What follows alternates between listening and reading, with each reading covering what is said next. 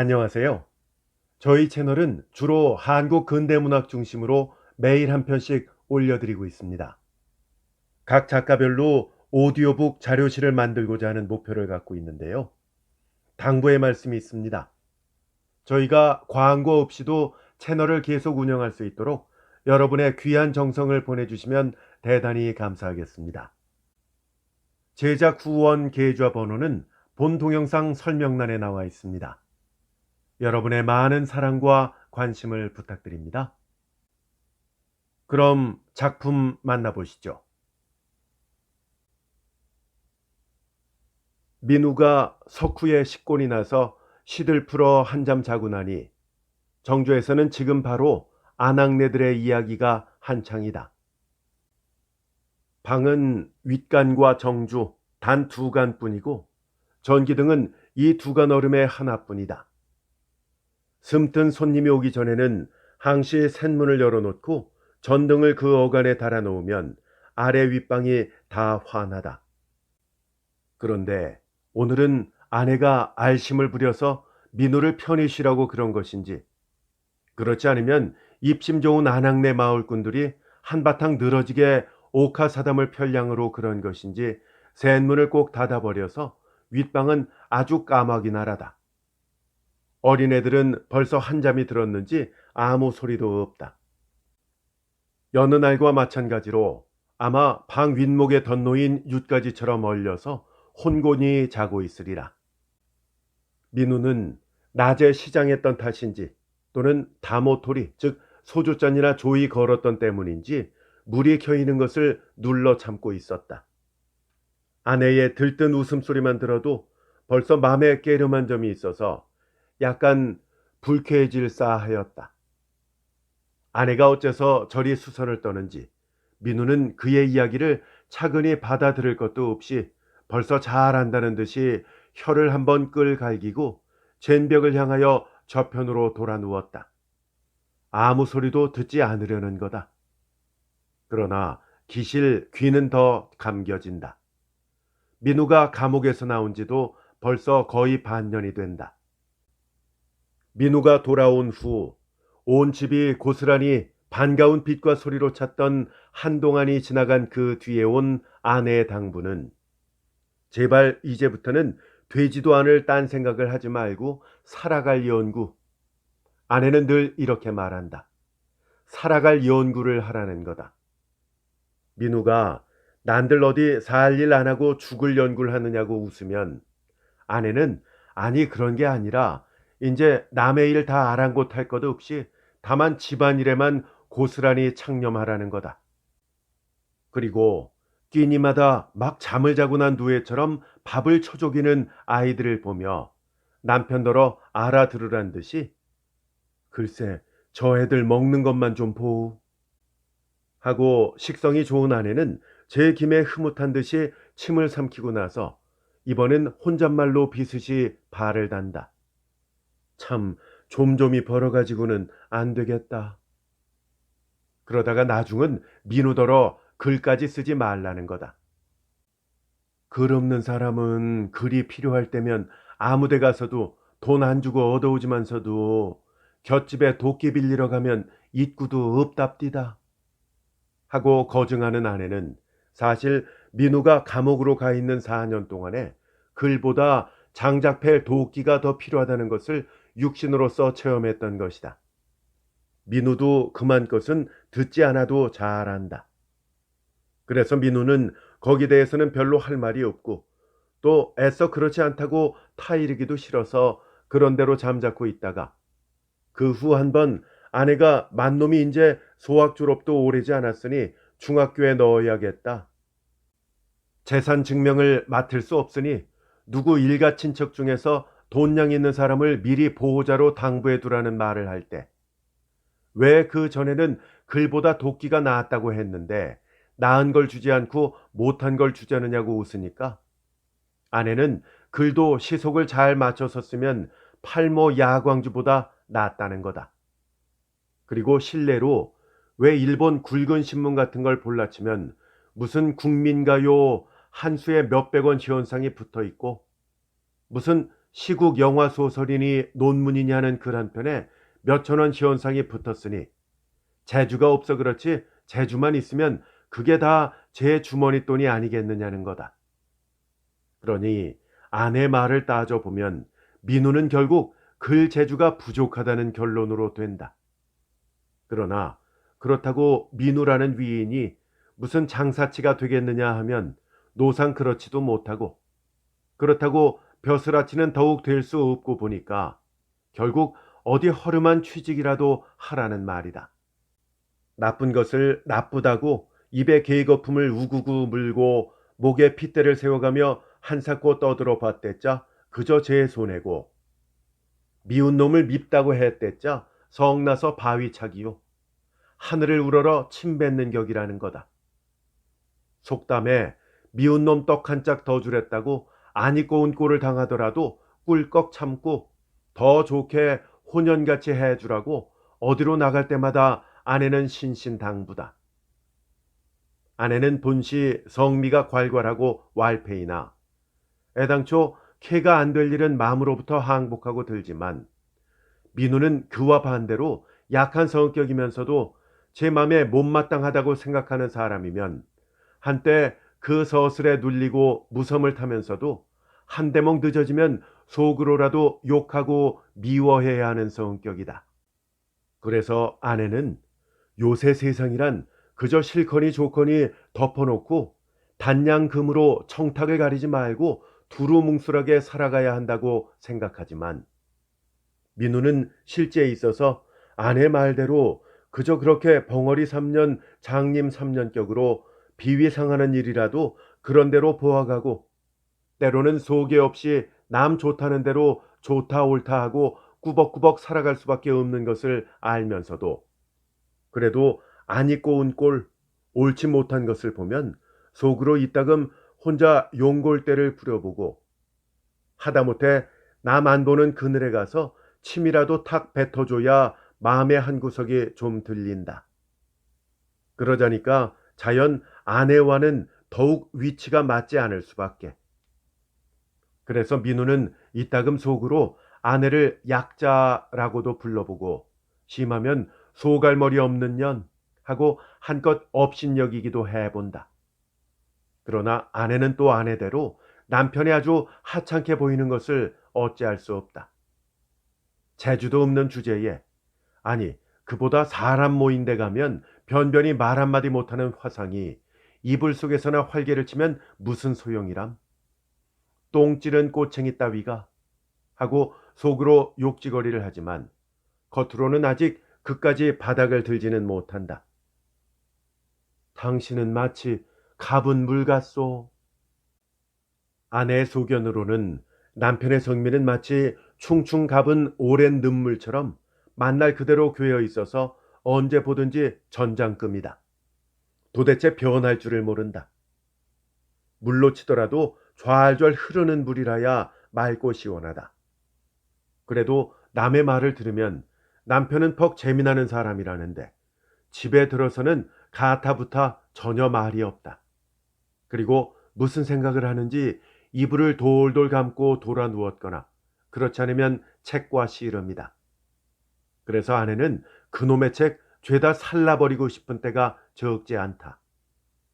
책이 아무리 좋다기로서니 온 아내까지 모르고 살게 할 말이면 그따위 것을 그대로 둘 수 있으랴 싶었다. 그러나 한편 생각하면 민우는 감옥으로 갔다 온 후 성미가 변한 것도 적지 않다. 첫째, 식성이 변했다. 김치 깍두기만 먹고 제삿날에도 잎살과 핍살을 섞어 먹고 게다가 콩팥을 둔 밥이라야 먹던 남편이 이제는 흰밥도 그만이요, 길짐승 물고기도 그만이다. 평생 국을 안 먹어서 허리가 한 줌만 하더니 인제는 제법 국맛도 아는 속이다. 식성 좋고 지방질적인 아내에게는 우선 이것이 적이 좋았다. 그리고 자식에게 대한 태도도 많이 변했다. 그전에는 어렸을 때 다리를 알아서 끝내 한쪽 다리를 절룩거리는 맏놈은 물론 그 다음 아이들 이름조차 잘 부르려고 안 하고 무슨 잘못이 있든가 울든가 하면 당장 욕하고 때리고 집어내던지고 했는데 지금은 그 버릇이 없다. 민우는 무엇보다 우는 것이 제일 질색이다. 그래서 맏놈이 3살 때인가는 우는 아이를 앞개천에 팽개친 일이 있고, 둘째 놈은 한번 무슨 책장을 찢어 놓아서 마당 김치똑 파낸 구멍에 절반이나 파묻은 걸 아내가 파낸 일이 있고, 셋째 놈은 방에다 잉크를 엎지르고 따귀를 맞아 코피 터진 일이 있고, 제일 귀염을 받는 것이 그다음 딸인데 그도 어밀 닮아서 울길 잘하기 때문에 여러 번 휘태손이를 먹었다. 그 다음 5째 놈은 민우가 감옥으로 가던 바로 그날 새벽에 낳았는데, 그래서 그런지 그 안에서 이름을 지어보내고 자주 안부를 물었는데, 감옥에서 나와서 처음은 안아보는 일도 없더니 5살밖에 안 되는 놈이 제법 형놈들을 따라 글씨도 쓰고 그림도 그리는 흉내를 내어서 못내 만족해하는 속이다. 막내 놈 말고는 모두 학교에 다니는데 말로는 그까짓 학교 성적 같은 거야 나쁘면 어떠냐고 심상한 채 하지만, 그러면서도 이따금 아이들 몰래 아내에게 학교 성적을 묻고 어느 놈이 제일 재주 있느냐고 묻는다. 그런데 또 요새는 회심이 들어서 취직 운동을 하는 중이다. 그전에는 내가 왜 무직업쟁이란 말이냐? 나는 생각하고 있다. 그게 직업인 줄 모르니 답답하지 않으냐? 하고 배때 벗은 소리를 해서 아내가 그까지 가난뱅이 되는 연구? 하고 되알지게 비꼬아 먹여도 끝내 직업 같은 데는 구미가 없었다. 그런데 요새는 별말 없이 취직운동을 다닌다. 더군다나 그 취직운동은 예전과 달라서 재판소 판사니 검사니 하는 사람들이 배후에 있어 힘써준다는 말을 민우에게서 직접 들은 건 아니로돼 풍편에 들은 아내는 이런 별 세상 별 시대가 있느냐고 못내 놀랐다. 그런데 알고 보니 사실은 사실이다. 보호관찰소라는 것이 생겨서 직업을 주선해 준다는 말을 아내는 남편이 감옥에서 나온 후 얼마 만에야 딱히 알았다. 또 오늘 낮에 민우가 거기에 불려갔다 온 것도 아내는 안다. 민우는 딴 데 놀러 갔다 온 채 하지만 그건 집안에서 너무 조급해 할까 보아서 우정 시침이 떼는 것일 것이라고 아내는 한수 넘겨짚고 그래 만나봤소? 하고 웃으며 선손을 써서 물었다. 누굴 말이오? 거기 왜 요전부터 거기 말이지. 들리나 마나 하지. 어디 마땅한 데 얻어준댔으니까. 그렇지만 아내는 이렇게 말하다가 민우의 동정을 살피며 더 묻지 않고 저녁상을 차렸다. 육중한 몸이 한결 가벼워진다. 수북이 감투밥을 담고 국도 남상남상이다. 민우는 그런 아내 성미가 비위에 맞지 않아서 때로는 좀 단박하게 해보라고 일깨워주고, 때로는 국을 조금 떠 마시고 삭은 코를 찌푸려 불쾌한 빛까지 보이며 국그릇을 통으로 집어내려 놓아도 아내의 타고난 지방질은 어찌할 수 없었다. 그저 수북수북 담아 놓아야 마음이 놓이는 거다. 그런데 마침 오늘 저녁은 민우도 배가 몹시 고파서 아내의 떡심이 그다지 마음에 걸리지 않았다. 그래서 그런지 아내는 오늘 밤 대단히 기분이 좋다. 정조에 모여온 아낙네들이란 거의 다 민우의 아내와 처지가 어슷 비슷한 사람들이다. 한때는 그 남편들이 역시 민우와 같이 감옥 밥술이나 조이 얻어먹은 일들이 있으나 지금은 대개 직업을 가지고 있다. 옛날에는 어깨를 살리고 몰려들 다니고 고작 형이니 아우니 동문이 하다가도 금시 핏줄을 세우고 말쌈질을 하고 직업 잡고 돈 벌일 하라면 무슨 파문이나 당하듯이 꺼리던 사람들이지만 지금은 어찌 된 바람인지 하다못해 단돈 1-20원 벌이라도 잡고들 있다. 그래서 아낙네들은 사람이란 나이 먹으면 지각이 드는 법이라는 옛날 말을 여기서 또 한 번 참답게 고맙게 되씹곤 하였다. 참, 저 김무원가 그저 연극도 하고 하던 얼굴이 곱상한 사람이지 않소? 그 사람이 자동차 부에 다니더군 그래. 요전에 보니까. 수득이 어머니가 이렇게 말하고는 잇따라서 요전에 내오로 가자고 닭꼬시 타러 갔더니만서도 그 사람이 자동차 부에서 호각을 불고 있겠지 하고 발을 단다. 수득 어머니가 그 자동차 부에서 호각 부는 김동일이라는 사나이보다 갑절 나은 자리에 있는 자기 남편을 염두에 두고 이 말을 했던 것은 더 말할 필요가 없다. 그런데 그러고 나니 수득 어머니는 제 김에 좀 더 자기 남편 자랑을 펴고 싶어 부리가 가려웠다. 그의 남편은 어느 목재회사 무슨 주임으로 있다. 그 사람 취직한 지 언제라고. 근데 그 사람보다 청년의 배 중에서는 그 전에 극장에서 연설도 하고 제일 똑똑하다던 박의선인가 한 사람은 추록하자 얼마 안 돼서 재판소 누구라나? 어떤 사람의 소개로 도청 무슨 과에 취직했는데 월급도 그 배 중에서는 제일 많이 받는데. 민우의 아내 말이다. 아내는 이제 자기 남편 민우가 그 사람보다도 더 나은 자리를 얻을 테니 두고 보아라 하는 희떠운 생각을 가지고 말했다. 참 세월이 좋아졌어. 그전 같으면 거기 한번 다녀오기만 하면 아무데도 명함낼 엄두를 못하더니만서도 지금은 그런 사람이 외려 더 잘 쓰이는구려 글쎄. 만순의 어머니 말이다. 만순의 아버지는 어느 촌 사립학교 교원을 무슨 일 때문인지 밀려난 후 이내 목공을 배워가지고 조그마하나마 지금은 자영하고 있다. 살림은 교원 노릇할 때보다 차라리 나은 편이다. 아내는 역시 선생 노릇하던 그 시절이 낫다고 생각한다. 학생집에서 달기며 달걀 꾸러미를 가져오던 생각을 아무리 해도 잊을 수 없는 것이다. 그뿐이랴. 그 동네에서는 모두들 안 선생 댁이라고 존대하지 않았는가? 그러나 지금은 조그만 깎아중이 어린 놈이 와서도 여기 목수 어디 갔소? 하고 성씨조차 부르지 않는다. 그리고 남편은 인물로 보든지 지식으로 보든지 수득이 아버지보다도 때가 벗었건만 그래도 수득이 어머니는 말 속에 늘 지질한 직업을 가질 때는 사람 나위가 그만밖에 안 되게 그런 거지. 그럴싸한 말투다. 그때 그러고 다니던 사람들도 지금은 모두 돈벌이하고 얌전들 해져서 철들이 나서 그런지 세월이 좋아서 그런지. 수득이 어머니가 이렇게 말하자 곁에서 따라서 누구는 수리조합에 다니느니 누구는 부청 토목계 측량반으로 다니느니 누구는 어느 회사 고원으로 다니느니 누구는 무슨 장사를 하느니 누구는 신문지국 기자로 다니느니 하는 따위 이야기를 창황이 주어댄다. 글쎄 신문기자도 요새는 세목이면 횡재가 생긴다는구려. 관청에서랑 회사에서랑 담은 얼마씩이라도 찔러준다니.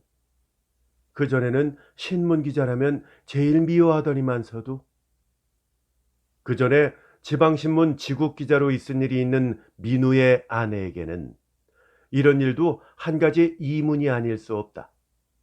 그전에는 돈 생기기는커녕 걸핏하면 떼어가고 비웃두름처럼 얽혀가곤 하였다. 그래 이 집 주인은 어쩌우? 또 신문사 일을 보게 되오? 제 집 자랑하고 싶은 수드거미가 목젖이 간질간질해서 민우 아내에게 나지막한 소리로 묻는다.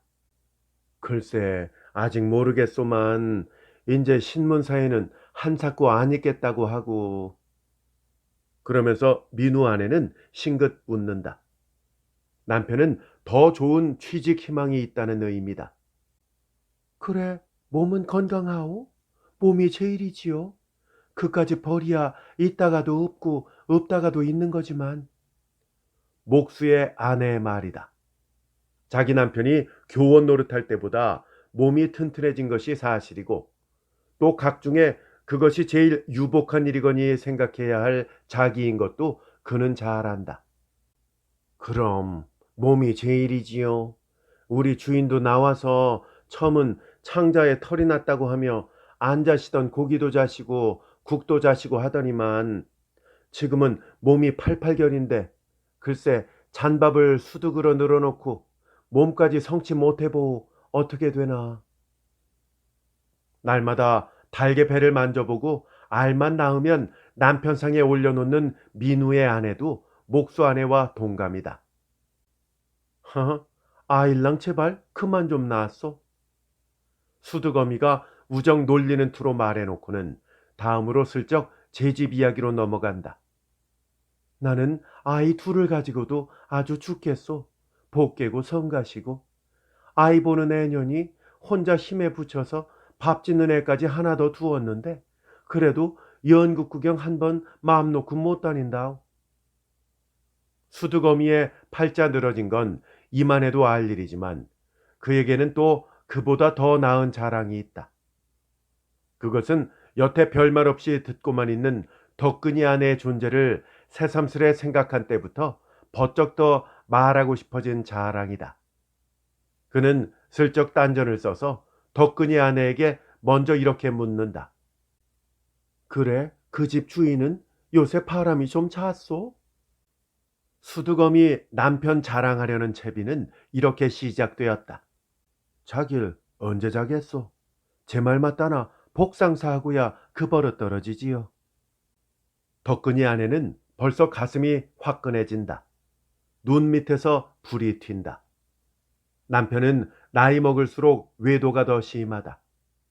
남편은 이제 나이 들었으니 더 늙기 전에 하나만 더 하고 이렇게 염량 좋은 소리를 하는 것이나 그 하나라는 것이 바뀌고 바뀌어서 끝날 날이 없다. 덕근이 집은 선대 유산량이나 있어서 지금도 꽤 유족한 편이다. 촌에는 열흘 가리도 넘는 과수원이 있다. 옛날 청년들 혹이 놀랍던 그 시절에는 돈 드는 일은 누구보다 첫째 그가 대맡았다. 공용으로 쓰는 돈은 물론이지만 친구들 술 미천도 어지간히 대주었다. 그러나 그 나디용보다 남몰래 나가는 오임 미천이 훨씬 더 많았다. 가만히 따져 보면 그는 밤날가리 논마지기를 소리 없이 저다가 숱한 계집에게 안겨준 셈이다. 그때부터 계집이라면 오금을 못 주고 계집에게 던지는 돈은 아낄 줄을 몰랐다. 그러나 때가 때인지라 그 당시는 쥐새도 모르게 하더니만 요새는 아내 소견으로 보면 아주 노인 말이다. 30 넘은 여자의 남편 욕심이 남편 오줌 누는 소리에도 깊은 의욕을 가지게 하는 것까지 회개에 넣고 보면 사실 남편의 버릇이 더해지지 않은 것을 알 수 있는 것이나 타고난 이 아내의 욕심이란 한이 없다. 그의 눈과 귀와 머리는 다른 데로는 꼼짝 돌아가지 않고 외골수로 오로지 남편 행장에만 쏠리고 있다. 남편이 아침밥만 좀 덜 떠도 두 집에 신벗고 두 벌 밥 먹을 사람 식사부터 다르군 하고 또는 오늘 밤쯤 남편이 밖에서 돌아오자 바람으로 아이고 추운데 다녔더니 발이 꽁꽁 얼었어 하고 제 이불 속에 다리를 찌르려니 하고 있어도 젊도록 소식이 없으면 이 도적놈이 어디 가서 일을 치고 왔구나 하고 남편이 감기가 들어서 구미를 잃으면 어떤 년한테 잘 먹었구나 하지 않으면 아주 곤약구가 다 됐구나 다 됐어 하고 그의 바지 괴춤을 잡아 흔들어 준다. 겨울밤 어디 갔다가 늦어 들어오면 아내는 우선 술 냄새 계집 냄새 나는가를 맡아보고 그 다음으로는 제 발로 남편의 발다리를 진맥해 본다. 그래서 술이 취하고 또 발이 차야 말이지 좀 푸근히 녹았던 기미만 보이면 어느 년에 궁둥이에 늘어졌다 왔느냐고 나중은 너 죽고 나 죽자고 칼부림까지 할 잡돌이다. 그래서 덕근이가 아내를 광세 돋은 년이라고 욕지거리를 하면 아내는 의뢰 그래 내가 지금 몇 살이야? 마흔이야 쉰이야? 하고 대들고 또는 반타작만 아니면서 그래 평생 한 계집만 데리고 살아본 일 있어? 하고 설친다. 그러면 덕근이도 아기 받친다. 너 인연 꽝 잡아서 복장 밑구멍 다 드러내고 솔잎 처박은 걸 봤지? 내년도 아마 꽝이 되굴어야 말이 없을까 보다. 이렇게 악다구니를 해도 아내는 여전하다. 덕근이는 사실 인제는 실속 없이 강짜 받는 통에 코털이 새일 지경이나 그래도 놀기 좋아하는 버릇 때문에 여전히 밤늦게 떠돌아다닌다. 아니 그래 여태 그러우? 민우 아내 말이다. 민우도 얌전한 체 하면서 옛날에는 헐치하는 섹시 난리다. 그런데 그 버릇도 감옥으로 갔다 온 후로는 아직 찾아볼 수 없다. 생각하면 참으로 고마운 곳이다. 막 그래 이 집 주인은 어떻소? 예전에는 우리 집 주인과 밤낮 얼려 다니지 않았소? 뒤로 호박씨 잘 깐다고들 했는데. 덕근 아내 말이 민우 아내 귀에는 동무 끌고 들어가는 물귀신 심사같이 들렸다. 천만에 인제는 그런 버릇 다 없어졌다오. 요전에 한번 네 말을 하는데 그놈 여태 계집질하고 다닌다니 쳐죽일 놈 아니냐고. 그래도 마음 놓지 마오. 이제 돈벌이나 해보라고요. 말 타면 경마잡이 생각난다. 여기서 여태 대기하고 있던 수드거미가 자기 차례라고 입을 쫑긋거리며 나선다. 우리 주인은 평생 그런 법 모르지 않소? 천하 없는 양귀비라도 제 계집만 못하다는구려. 그리고 술은 공짜 외에는 안 자시고 연회 같은 데 갔다가도 슬쩍 먼저 빠져오고 그러니 돈 쓸 데가 없지요. 월급 상여금을 타면 꼭꼭 내게 갖다 맡기지요.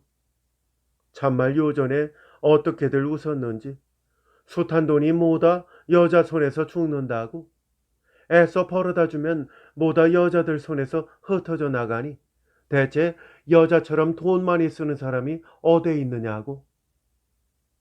수두검이 남편 자랑 첫 때문이다. 나 같으면 남편이 만약 외입한다면 죽지 못 살겠소. 수두거미는 남편 자랑에 저절로 모가지가 솟아오르며 보란듯이 쩔레쩔레 흔든다. 외입 못하는 사내 데리고 살 재미 있소? 만수어미가 수두거미를 치기 위해 위정 내붙여보는 말이다.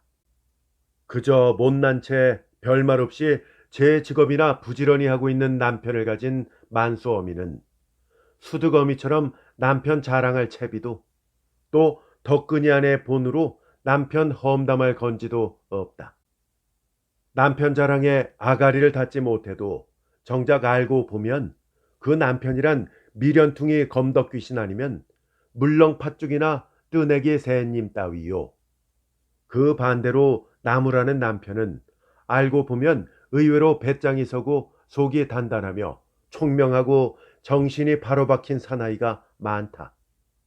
그러니 도대체 자랑하는 것들도 염치 없는 계집이지만 그렇다고 나무라고만 다니는 계집도 고얀 년들이라고 생각한다. 따져보면 그 어느 편이고 홀제 남편 욕심이 육실하게 많아서 아가리를 가만두고 배기지 못하는 거라고도 생각해 본다. 또는 영치를 분질러 계집구실 못하게 해야 할 따위 진판들이라고도 생각해 본다. 만수어머니 말 맞다나 정말 외입도 좀 해야겠습디다. 그도 노비상 너무 안 하니까 어떤 때는 구차나 죽겠습디다. 나만 가지고 못 살게 구니까. 글쎄 술잔이나 자시고 들어오면 귀를 다 깨물어 준달 밖에. 수두거미 남편 자랑은 점점 더 진경으로 들어간다. 워낙 입심 좋고 육담 잘하고 중구매처럼 징그러운 아낙네라 내외간 정분 좋은 근경 그리기가 천하명공이다. 마 그저 그도 저도 말고 농사꾼이 제일이겠습디다. 촌사람이 텁텁하고 구수하고 진정이고 반질벌게 출입계나 합내하는 사내치고는 외도 안 하는 사내가 어디 있겠소. 막 글쎄 사내들 혼 빼먹으려는 갈보칠보가 올빼미눈처럼 노리고 있는데 반반한 사내치고 안 걸리는 장수가 있어? 10번 찍어 안 드는 도끼가 없다고. 남편 때문에 만날 속을 썩이는 덕근이 아내가 진심으로 세벌상투 촌사내를 데리고 가난 하나마 비둘기처럼 구구구하고 살아보고 싶은 토심으로 한 말인데 수두거미 귀에는 그 말이 제 남편 치는 언사로 들렸다. 그저 덮어놓고 단양금으로 촌사람이 좋다는 것부터 우정 엇가는 말인데다가 사내 잘나면 외입 안 하고 배길 수 없다 한즉 외입 못하는 제 남편은 무슨 얼간이나 사람 사촌으로 치자는 심보가 아닌가. 수두거미는 이렇게 생각하고 못내 비위가 상했다. 성냥짜리 소이도 들어보지 말라고. 흙내나는 촌사내 좋으면 얼마나 좋겠소. 그래도 사내랍시고 출입도 제법 하고 인물도 깨끗하고 지식도 상당하면서 외입 안 하고 아내 하정 잘 알고 해야지. 아닌 게 아니라 사내 신사가 돌부처 아닌다며야. 계집들 꼬임 안 받을 사람 어디 있겠소만. 그래도 거기에 안 넘어가는 사람이라야 가위 진짜디요. 좋아하자는 여자가 없어서 외도 못하는 거야 못하는 거디 어디 안 하는 건가? 그러게 우리 주인 말이 우습디. 늙어서 여자들이 본숭만숭할 때쯤에서 한번 손을 써본다고. 수두검이 남편 자랑도 이제 종장인 줄 알았는데 또 발이 달린다. 그리고 또 여자들이 치질이 따르는 까닭은 꼭 돈 때문이라고 생각하면 마음이 내키다가도 자라목처럼 쑥 들어가 버린다는구려. 돈도 명색도 없이 돼서도 그렇게 따르는가 보고 싶다고. 글쎄 날더러 말이 임자 내 돈 없으면 설마 죽더락 따라 살겠소? 그러니 조강지처가 그럴 때야 장사미사 놀아먹는 계집을 어떻게 믿는단 말이냐고. 이 여인들의 세계는 완전히 남편의 품행 여하로 어둡게도 밝게도 되는 것이다. 또 그들의 세계의 전부요. 그러기 때문에 그 이야기는 곧 세계의 문제요. 또 그러기 때문에 이 문제는 한량없이 심각하고 끝날 줄을 모르는 것이다. 그래서 결국 이 밤도 남편 자랑이나 험담이 다 끝나지 못하고 만 것이다. 계집질 좋아하는 사내는 그저 한 번씩 톡톡히 큰 집 구경을 시켜야지. 그래야 버릇이 떨어진다니까. 민우의 아내가 결론 짓듯이 이렇게 말하자 모두 참말 그렇다는 듯이 맞장구판이 벌어진다. 누구는 감옥 다녀오자마자 곧 취직해서 인제는 돈을 모으고, 누구는 책사를 해서, 누구는 토지 거간을 해서, 또 누구는 부자 과부를 얻어서 전장을 장만하고 아들 딸 낳고 깨고소하게 산다 하고, 어떤 사람은 지위 있는 관리들과 상종하고 무슨 대표로 동경까지 갔다 왔는데, 다만 누구만은 아직도 징역살이가 부족해서 길이 좀 덜 들어 궁을 못 벗은 것이라는 이야기가 또 한거리 너지러졌다. 민우가 마음 가운데 저울을 들고 정주에 모인 아낙네들의 머리를 달아보기 시작한 지 이미 이윽하되 저울추는 거의 움직임이 없다. 아무것도 없는 것이나 일반이다. 그는 사막과 같이 텅 빈 공허감을 느끼는 한편 사람의 지혜를 진창으로 반죽해 주려는 무서운 우치의 세계를 또한 본다. 그것은 지옥을 보는 것보다 더 싫고 무서운 일이다. 아내는 동네 아낙네들을 보내자마자 쪽대문을 활칵 닫아건 다음 잠시 뒷간에 들렀다가 우두두 떠는 신용을 하며 윗방으로 들어왔다. 여보. 아내 목소리는 사뭇 가늘다. 그러나 민우는 일부러 모르는 척 해본다. 저 여보. 아내 목소리는 더 가늘고 얀삽해진다. 그러나 약간 떨린다. 아내는 지금 제 목소리에 일종 매력을 느끼고 또 간드러지거니 그렇게 생각하려니 하고 궁리해 보니 민우는 까닭없이 이마에 핏줄이 선다. 여보, 일어나요. 아유, 몸이 아주 반쪽이네. 어떻게 말랐는지.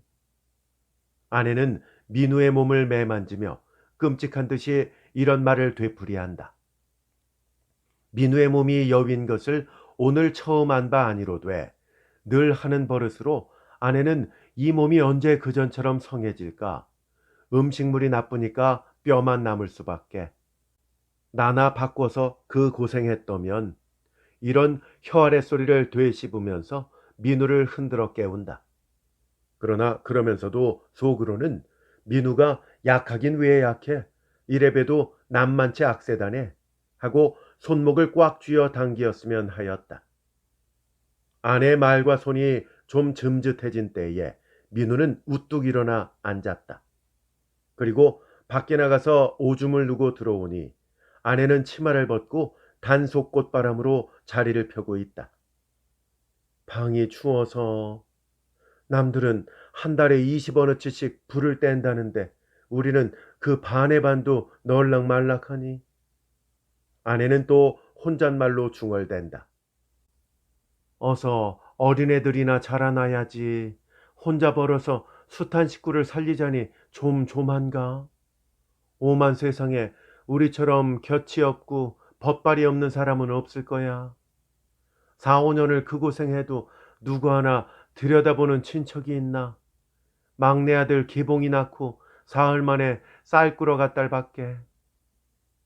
이 말은 아마 모르면 몰라도 벌써 10번은 들었으리라.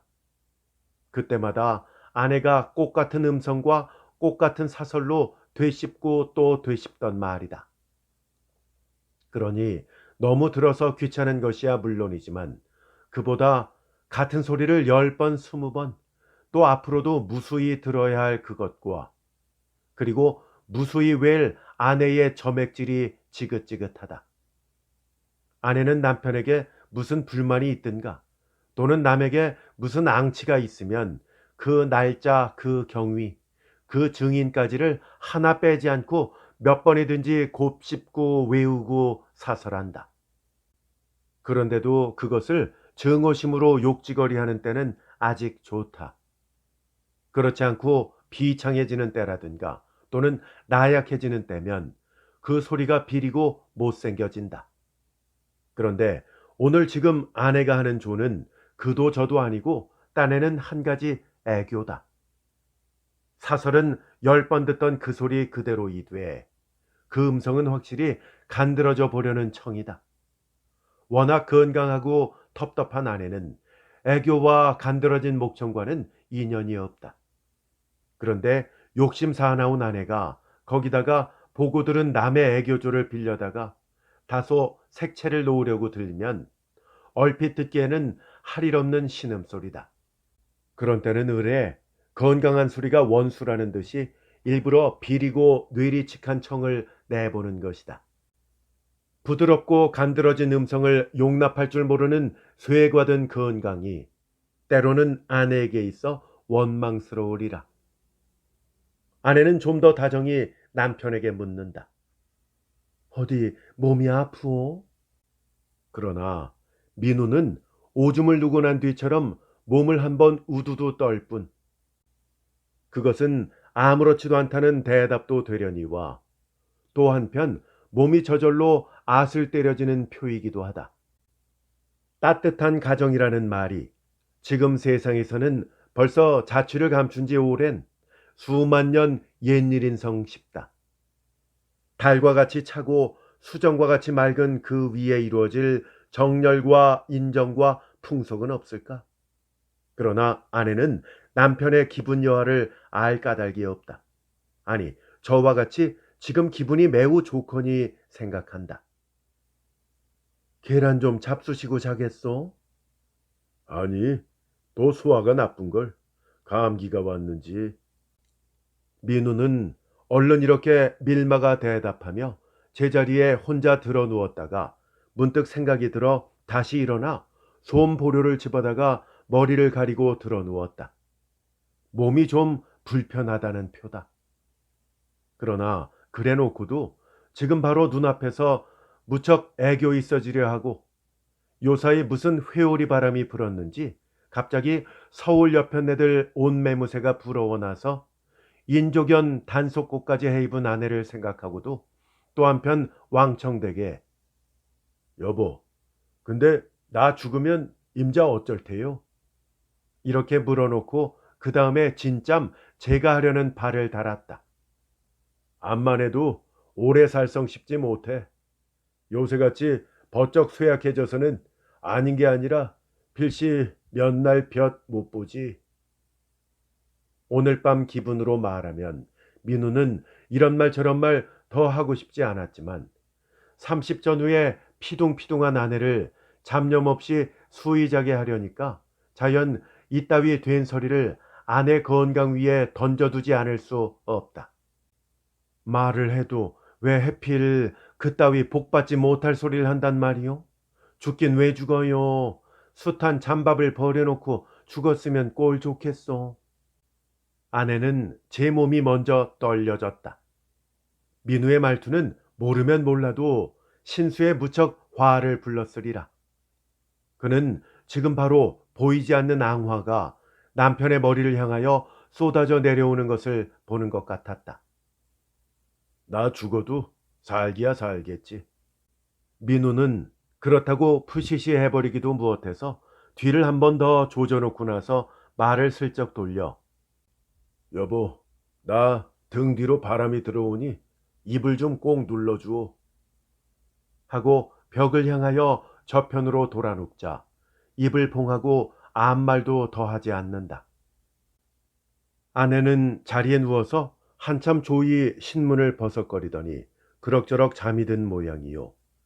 민우는 초저녁에 한잠 자고 난 탓인지 아닌 밤중까지 이불 속에서 이 생각 저 생각하다가 새벽녘에야 잠이 들었다. 그 다음 날 민우는 아침에 어린애들 떠드는 소리에 눈이 뜨였으나 보료 속에 얼굴을 파묻은 대로 있었다. 그는 떠들썩하는 어린애들 소리를 읽으면서 한 놈씩 성격을 생각해 본다. 맏놈은 그저 순하다. 마지치고 얼뜨기 아닌 것이 없다는 속담을 생각한다. 그러나 음식을 덜 먹고 말 없는 것이 좋다. 둘째 놈은 성미가 팩하다. 재주 있다. 하나 그보다 자존심이 강한 것이 좋다. 셋째 놈은 역시 순하나 울컥이다. 비윗장이 좋다. 그 다음 딸녀는 왈패다. 사내 형제들을 깔고 돌려는 게 좋다. 쌍꺼풀이 눈딱지도 이 집에서는 귀물이다. 또 단 하나 외갓집 모습을 닮지 않은 것이 좋다. 그 다음 놈은 욕심이 많다. 어쩐지 아비 성미에 안 맞는다. 하나 5살밖에 안 되는 놈이 무슨 글자든지 써주면 그대로 받아쓰고 그림도 곧잘 그린다. 그래서 요새 공책 하나를 사주었다. 어쨌든 두루두루 보니 모두 그만하다. 그러나 어미를 닮아서 울기들을 잘한다. 민우에게는 우는 것이 제일 질색이다. 성격들이 어느 연놈 없이 모두 너무 약하다. 저희들끼리는 씨름도 하고 싸움도 하고 사무라이 노름도 하고 권투쟁이 노름도 하고 꽤 영악한 것 같지만 정작 남과 맞서면 그저 배배하고 물러설 것이라고 아비는 생각한다. 그러게 동네 아이들과 다투는 소리만 나면 어미가 쫓아나가서 편역을 든다. 그래서 그 때문에 민우는 여러 번 아내와 말다툼을 하였다. 제 자식 편역 드는 집 연놈 잘 되는 걸 못 보았다. 하고 민우는 도거리로 욕하고 다음으로 못생긴 놈의 새끼들 쩍하면 얻어패고 울고 그따위가 인간질하다 돼지는 걸 못 봤다. 왜 그놈의 허벅다리라도 물어떼지 못해? 하고 아이들을 나무라는 한편 그따위 약한 자식들을 낳은 제 성격에 대한 발악도 났다. 그러나 아내는 그런 걸 알 까닭이 없다. 덮어놓고 제 아이 편역이다. 이 애보다 곱절이나 되는 놈인데 당하기를 어떻게 당해낸단 말이에요. 원 그놈의 새끼를 목댈 시들고 놓지 못한 게 분해 죽겠는데. 급살 맞을 놈의 새끼. 듣기 싫어. 힘이 모자라 얻어 팼으면 팼지. 울긴 왜 울어? 설사 분해서 울었다 치더라도 남 안 보는 데 가서 울 일이지. 울면서 집으로 들어올 건 뭐람? 못생긴 반세리 새끼들 같으니라고. 그래, 그놈한테 맞아 죽어도 알리지 않아야 옳겠소? 애밀한 게 저러고 주책 없이 픽하면 새끼들 역성을 들고 나서니까 그렇지.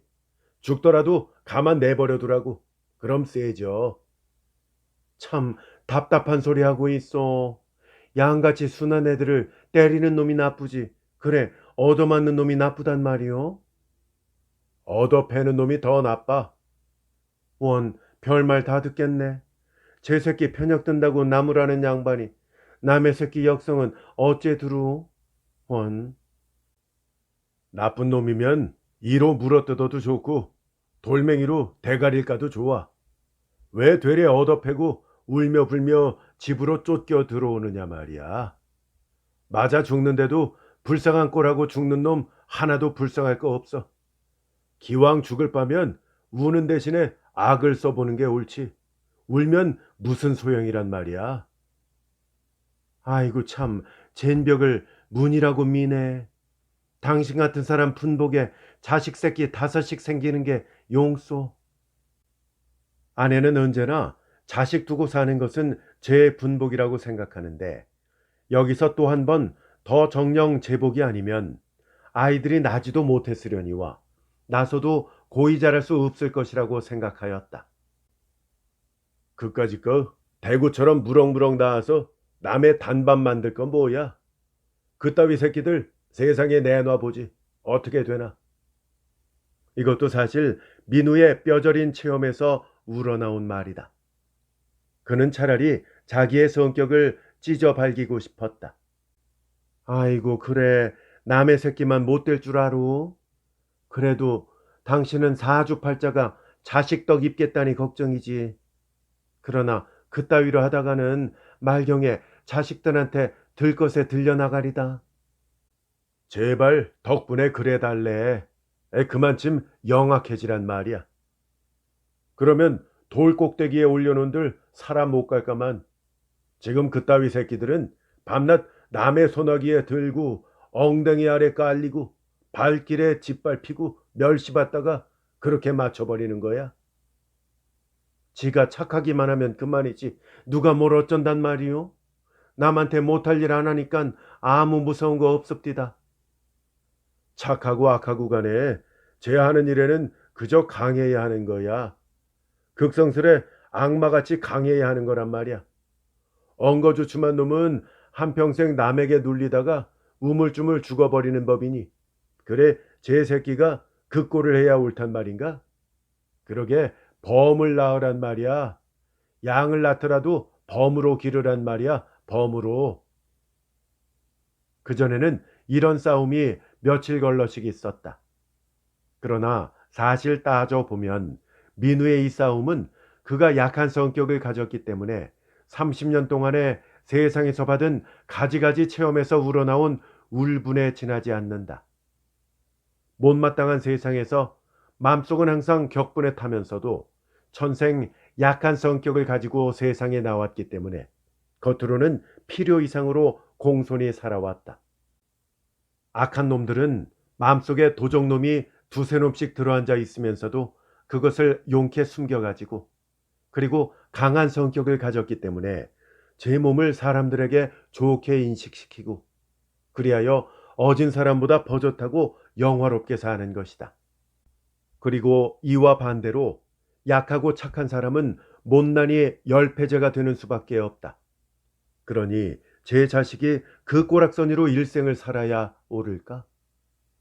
목도리를 찬 강아지를 목장에 갇힌 양의 새끼를 암만 친들 무슨 소용이랴. 그따위 약한 놈의 새끼들, 얼간이 망나니들, 쩍하면 울고 여차하면 물러서고 남의 힘 부러워할 줄이나 알고 기껏해야 그 잘난 어미 역성이나 바라고 어미 아니면 못 사는 줄 알고 그러나 배 밖에 떨어지면서부터 어미압이 없어도 사는 사람이 있지 않는가? 뭐 바쁜 일이 있으면 어미부터 찾고 싸움하다 울고 들어오기 일쑤고 울고 들어와선 편역 들어줄까 바라고 이따위에게 올 선물은 묻지 않아도 빤하다.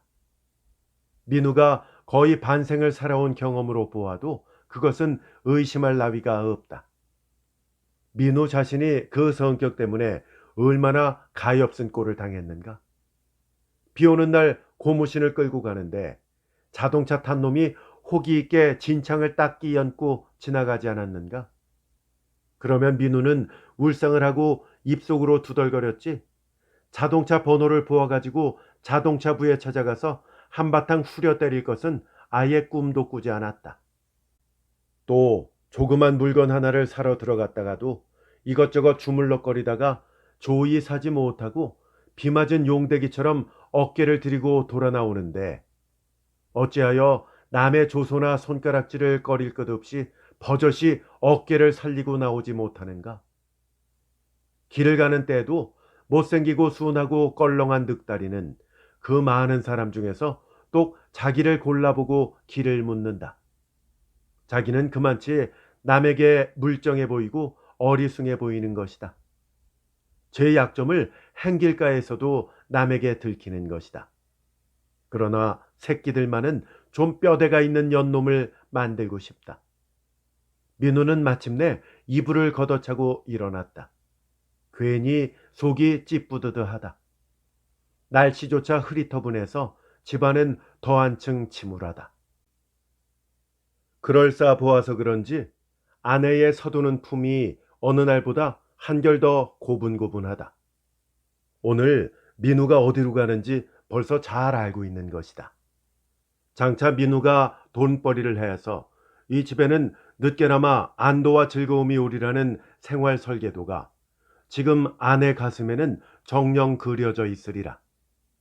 민우만 얕게 돌아서 직업을 구하자고 하면 누구보다도 유력한 소개자가 있는 터이니 안 될 리 없다. 그런데 민우도 일자리를 잡으려고 하고 또 오늘은 유력한 소개자에게로 가는 것이다. 물론 민우가 자진해서 가는 것이 아니고 딱지 붙은 사람들을 소위 바른 길로 인도하려는 사람들이 불러가는 것이지만 어쨌든 가는 데에는 틀림없었다.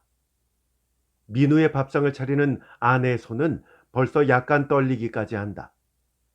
생계란 가져올까요? 아내는 감기가 들었는지 코를 약간 들이키며 얕은 콧소리로 묻는다. 응당 애교가 있어야 할 마당이리라. 그러나 민우는 동작으로도 대답하려 하지 않는다.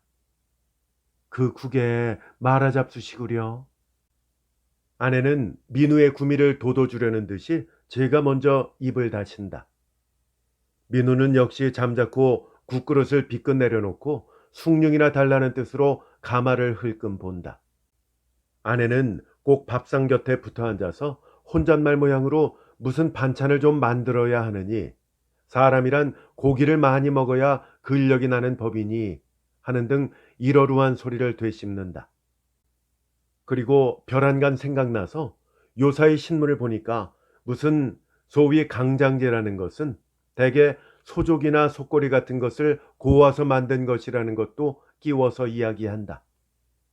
그러는 판에 저편에서 밥을 먹고 있던 아이 연놈들이 얼려서 짝짝으로 야단이다. 싸움이 생긴 것이다. 민우는 한 번 찔끔 그 편을 깔보고는 그대로 못 본 채 한다. 아이들의 싸움은 더 법석판이 된다. 술치로 머리를 때리기도 한다. 필시 대가리 큰 놈들이 딸년의 밥이나 밥그릇 곁에 놓아둔 누룽지나 반찬을 슬쩍 채다 먹은 속이다. 그래서 서로들 그랬느니 안 그랬느니 하고 얼려 싸우는 모양이다.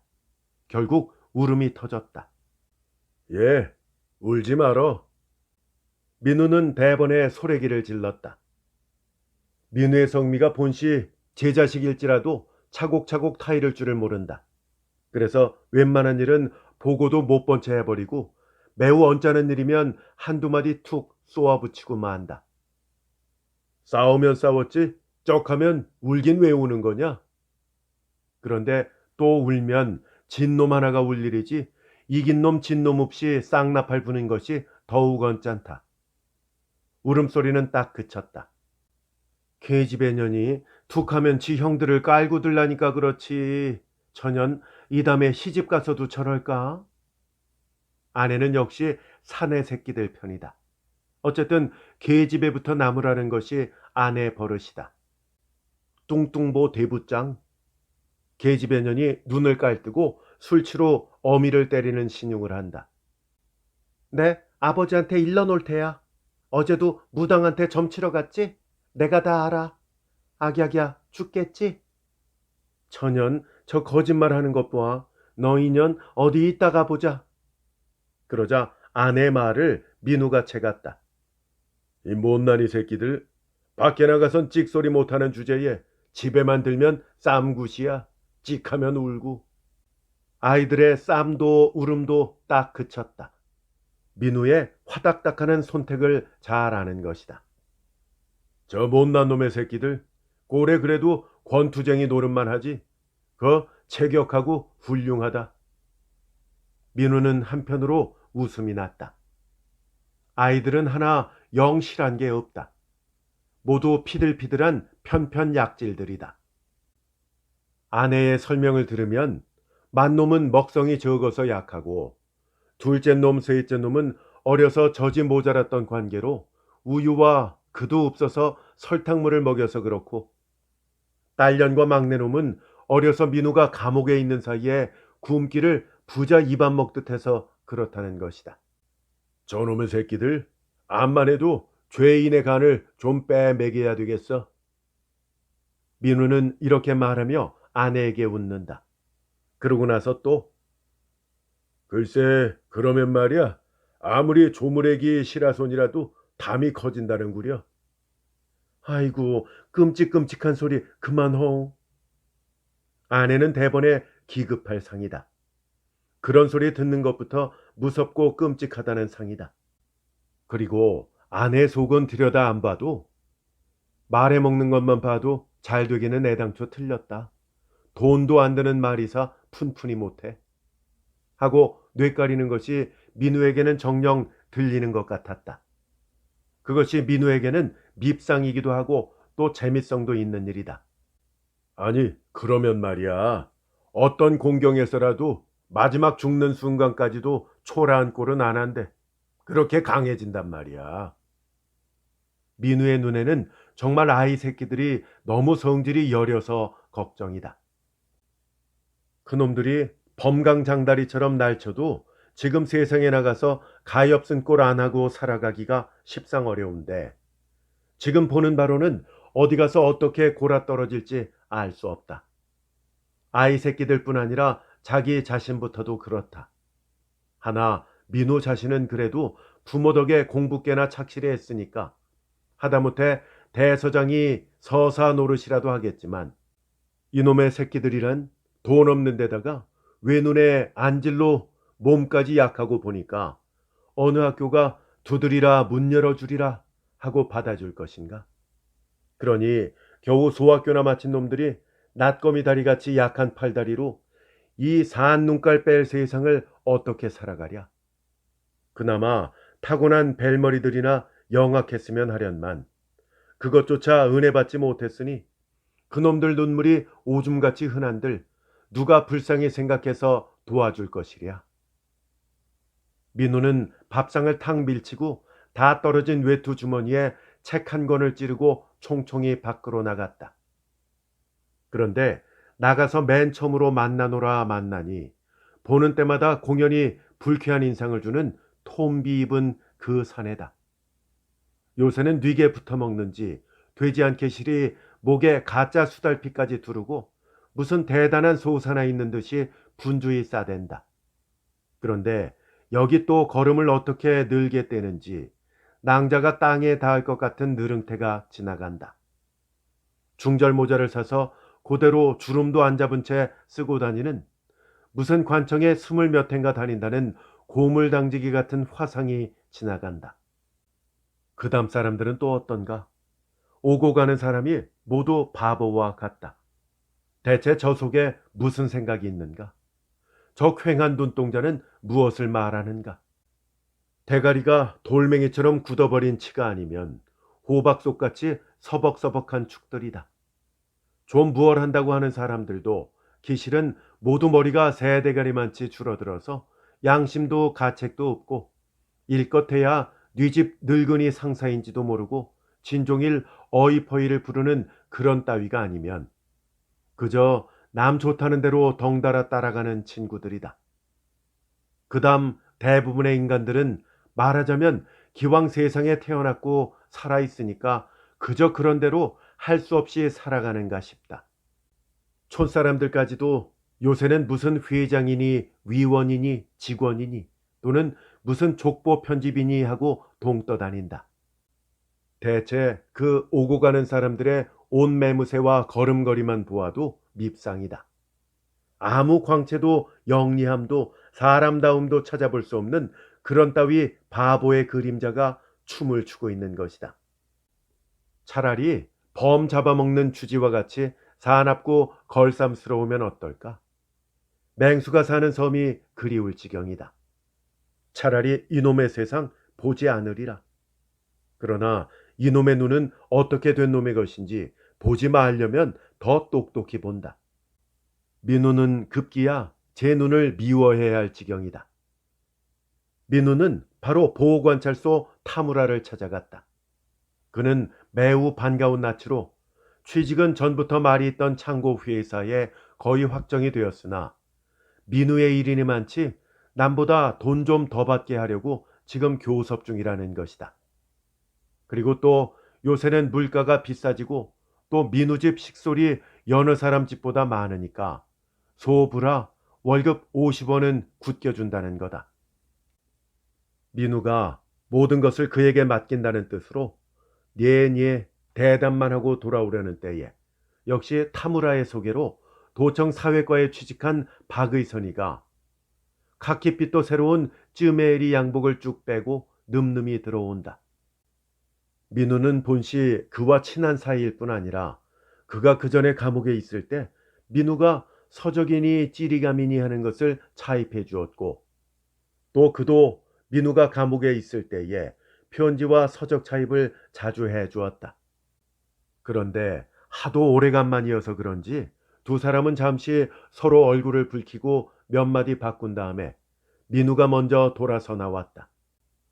나올 때 얼핏 본 박군의 왼편 뺨 모습이 이상스레 눈 밑에서 떠나지 않는다.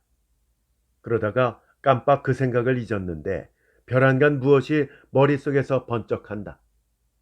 옳지, 꼭 그의 아버지 모습이야. 사람은 어쨌든 나이 먹으면 그 부모 모습을 나타내는 건가 보다고 민우는 생각하였다. 몸은 작지만 그 씩씩하고 연설 잘하기로 이름난 박군도 어느새 늙었구나 싶었다. 그리하여 박군도 그렇게 서로 싸우던 그 아버지의 모습으로 차차 변해가는 것이라 생각하니 사람의 일이란 실로 헤아리기 어려운 것이다. 한창 때 같아서는 박군과 그 아버지는 짜장 물과 불로 서로 그 일생을 맞춰버릴 것만 같더니만 듣자니 지금은 그 아버지는 사남매 중에서 박군을 제일 사랑이라는 것보다도 요새는 명색이 그렇지 않아서 은근히 존경하는 터라고 한다.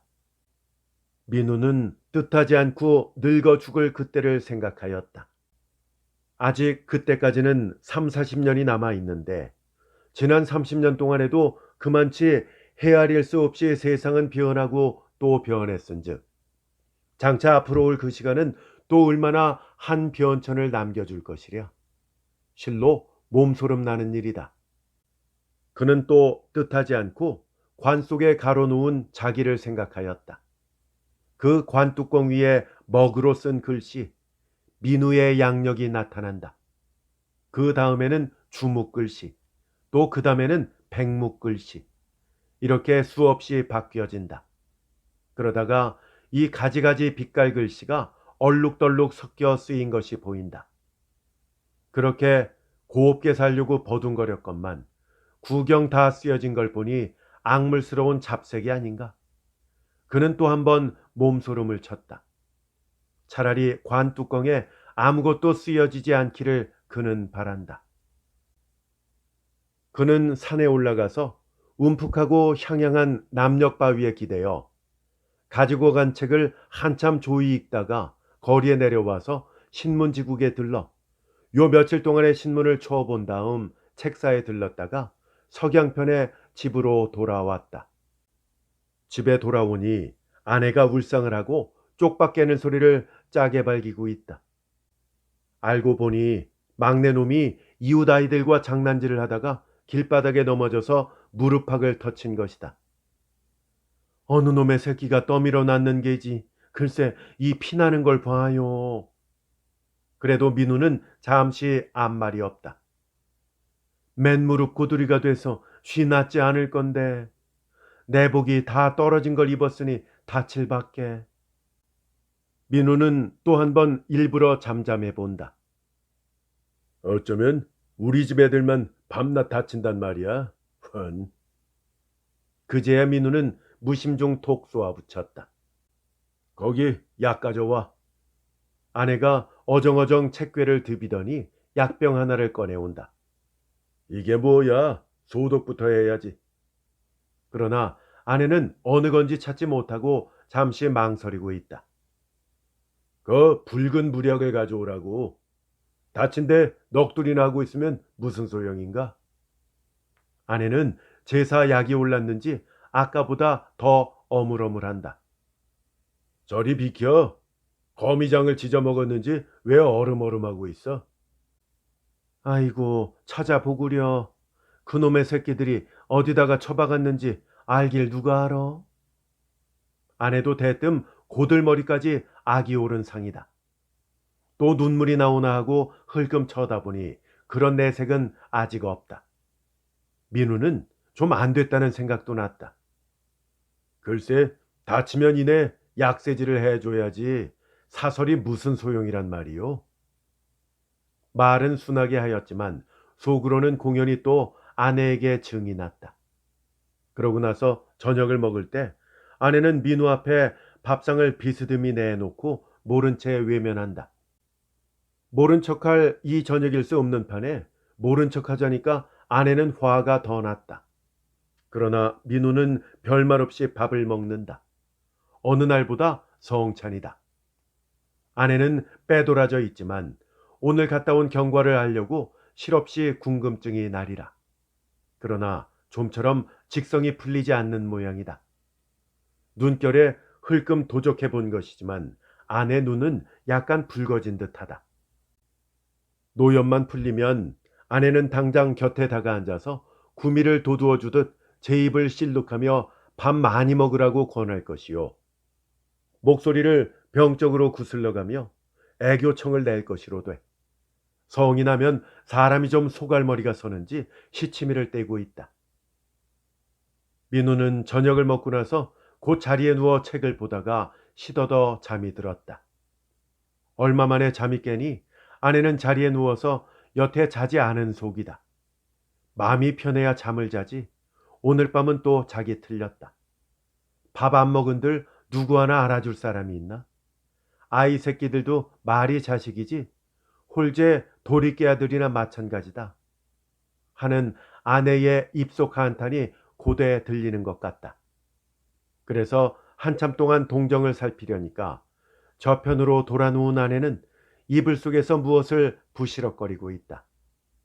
신문이나 무슨 잡지를 들추고 있는 것인가 하고 빗을 때려 넘겨다 본 순간 민우는 입속으로 혀를 차고 다시 자리에 드러누워 버렸다.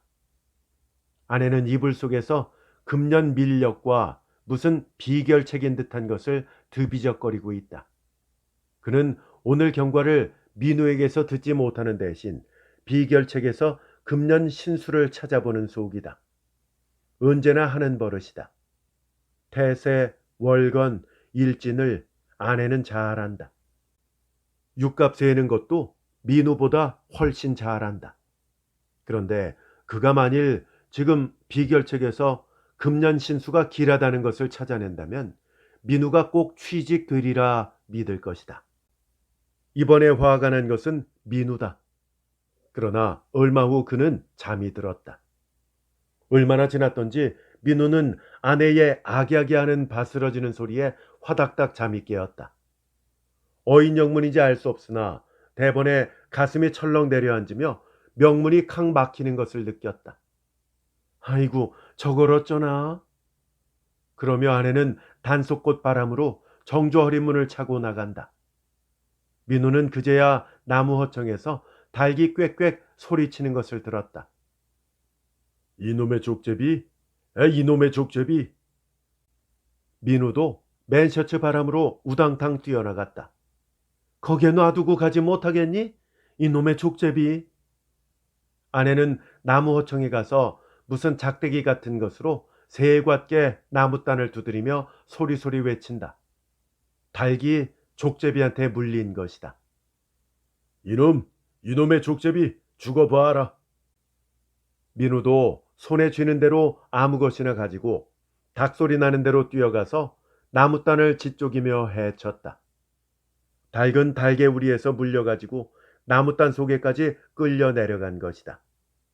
민우는 재빠르게 나무단을 집어넘겼다. 그러자 닭소리가 딱 멈추고 동시에 이번은 또 아내의 짝짝해지는 소리가 난다. 족제비가 닭을 내버리고 도망간 것이다. 이놈의 족제비 죽어봐라. 그러자 대문이 짝 하고 소리친다. 족제비를 겨눈 작대기가 대문에 헛맞은 것이다. 저놈의 족제비 눈이 새파래서 도망을 가겠지? 아이 그저 그놈을. 아내는 못내 분해한다. 아내뿐이 아니다. 민우는 더 분했다. 민우는 닭을 찾으며 금시 손에 잡히기만 하면 그놈의 족제비를 오리갈이 찢어 발겨 놓으리라 하였다. 어째서 이렇게 분한지 민우 자신도 알 수 없다. 한편 아내의 오늘 밤 무용전을 어떻게 쳐주었으면 좋을지 몰랐다. 그런데 닭은 어디로 갔나? 닭은 즐겁을 했는지 찍소리도 없고 어디가 박혔는지도 알 수 없다. 아내는 전등을 문 밖에 내다 걸고 저편 나무단 속에서 얼떠름해진 닭을 끄집어내 가지고 정주로 들어왔다. 닭은 바로 벼슬 물려서 대갈통이 온통 피투성이다. 참, 그 약 좀 가져오. 아내는 이번엔 바로 그 붉은 무약을 가져왔다. 그 순간 민우는 다시금 아내에게 감사했다. 그놈의 족제비를 놓치고 부들부들 떨던 아내가 어찌 고마운지 몰랐다. 이내 알았으니 말이지. 근데 참 그때까지 안 잤소? 아니, 어슴 풀어 잠이 들었는데 어디서 꽥 소리가 나기에 뛰어나갔지요. 거 참 잘했소. 잠이 깊이 들었다면 그놈이 물어가고 말았지. 한동안 그런 일이 없더니 그놈이 또 냄새를 맡고 온 모양이에요. 그게 바로 저 건넌 집 족제비라오. 건넌 집? 그 집까지 못마땅하게 생각되었다. 그럼요. 그게 아주 그 집 자리 족제비인데 똥 남의 닭만 물어가요. 이 동네에서 닭을 얼마나 잃었는지 몰라요. 저런, 그런 걸 그저 두어? 민우는 소나귀에 기운이 번쩍 솟았다. 손이 약간 떨린다. 그놈을 잡아 죽이지 못해? 당장 그 집 토골이라도 파헤치고 말지. 글쎄, 저놈이 이제 닭 있는 줄 알아놨으니 중이 고기 맛들인 것처럼 밤마다 올 텐데. 늘 꽃 같은 시간에 옵내다. 가만히 있어. 내일은 덫을 사다가 놔야겠어. 내 꼭 잡고 말지. 이놈 밤을 새워가면서라도 내 잡고야 말걸. 닭은 정신이 땡해서 세워놔도 자꾸 모로 쓰러진다. 그리고 눈가물을 치는 꼴이 죽기가 십상이다. 가만 두어요. 흙냄새를 맡으면 살아납니다. 오라, 흙냄새가 약이지. 민우는 닭을 땅바닥에 누이고 당장 살아나기를 기다리나 좀처럼 일어날 성 싶지 않다. 설마 죽지 않겠지. 민우는 날이 밝기를 고대하였다. 밤만 얼뜬 밝으면 덫을 사다가 족제비를 잡고야 말리라 하였다. 아침에 민우는 닭이 눈을 뜨고 몸을 좀 가누는 것을 바라보며 타무라에게로 가던 어제 아침과는 반대로 매우 유쾌한 마음으로 집을 나섰다.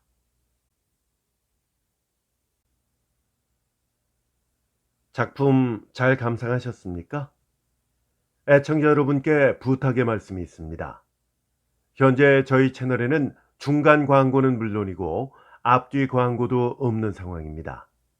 저희가 유튜브에 광고 없이도 채널을 계속 운영할 수 있도록 여러분의 귀한 정성 보내주시면 감사하겠습니다. 제작 후원 계좌 번호는 본 동영상 설명란에 나와 있습니다. 여러분의 많은 사랑과 관심 부탁드립니다. 감사합니다.